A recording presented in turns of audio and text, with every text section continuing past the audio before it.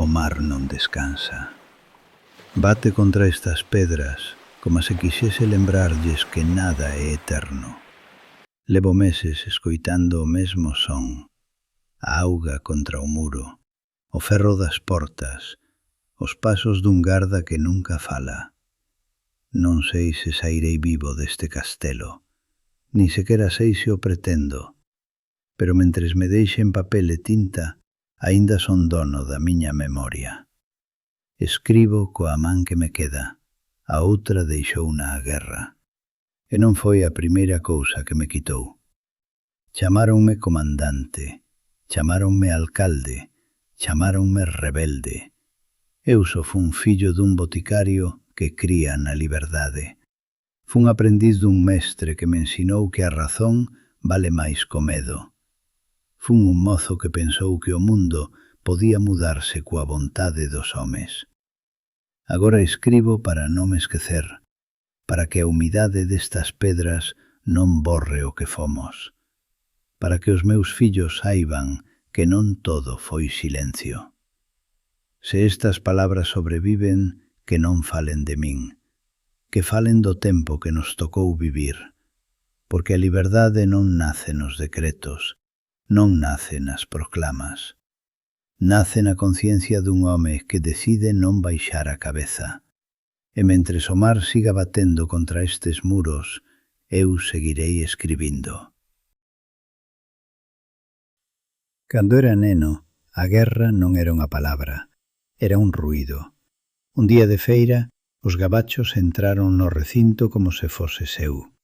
Leváronse reses, arrincaron cordas, empurraron homes que só defendían o seu sustento. Eu tiña 10 ou 11 anos e miraba dende a ventada casa cando vin a un tratante ao que lle quitaran 2 becerros.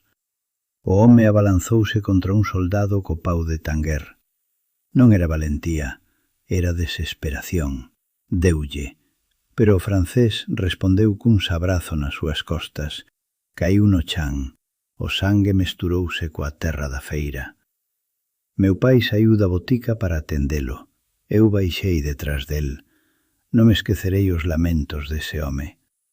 Aquel día comprendín algo que ninguén me explicara. O poder non sempre é xusto e a forza non sempre ten razón. Pero o que máis me marcou non foi iso. Foi o que aconteceu uns días máis tarde, cando 4 arrieiros prenderon un francés perdido polo monte. Levárono á praza, quixeron escarmentalo diante de todos. Atárono na picota, cabeza abaixo. A xente berraba, e entón apareceu o párroco de Señorín, anoxado, decidido. Levouno consigo e agochouno 2 días no campanario. Logo devolveullo aos seus en Maside. Moitos non o entenderon, eu tampouco.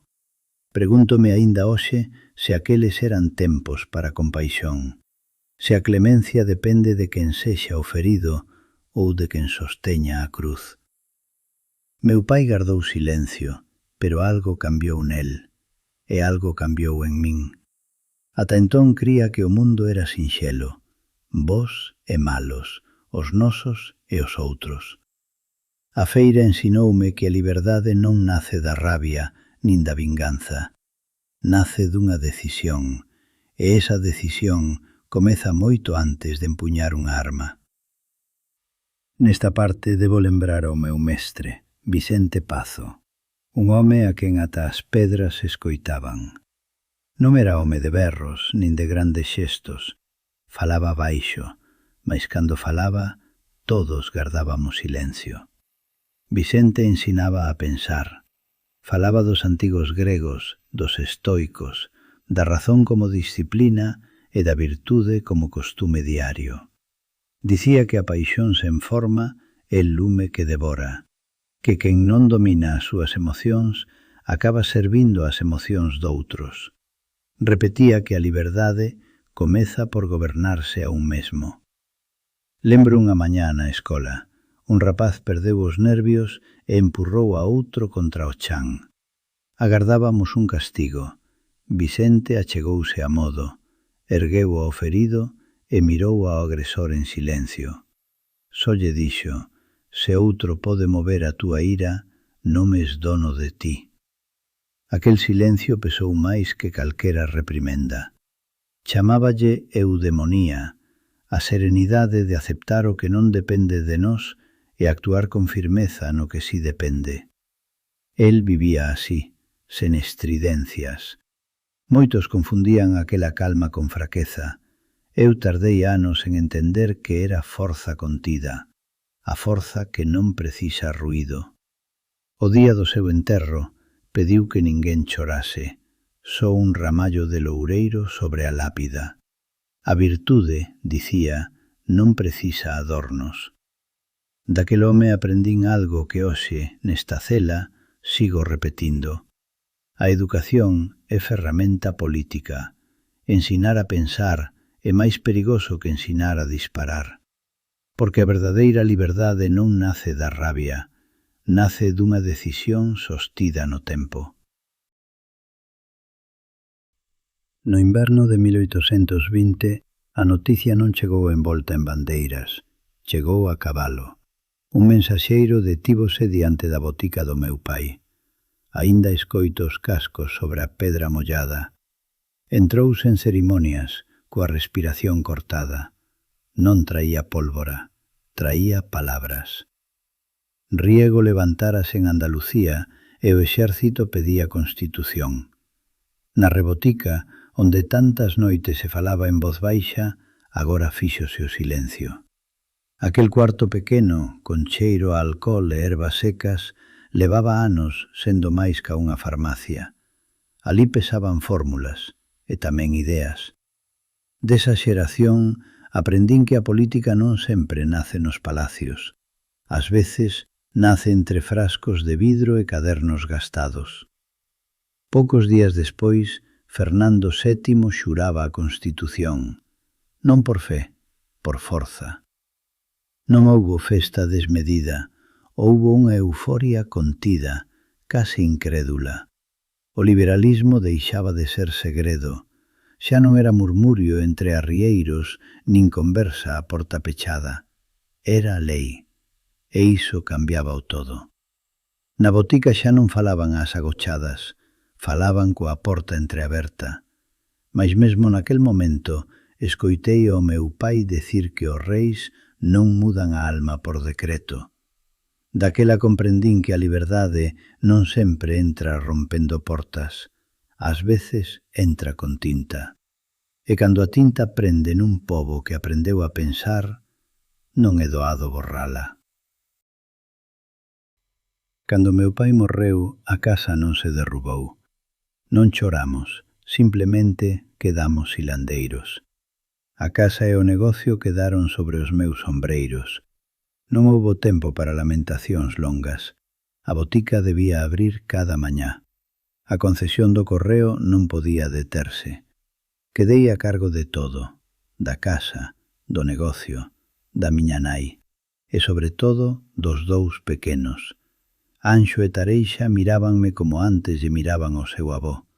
Non pedían explicacións, pedían seguridade.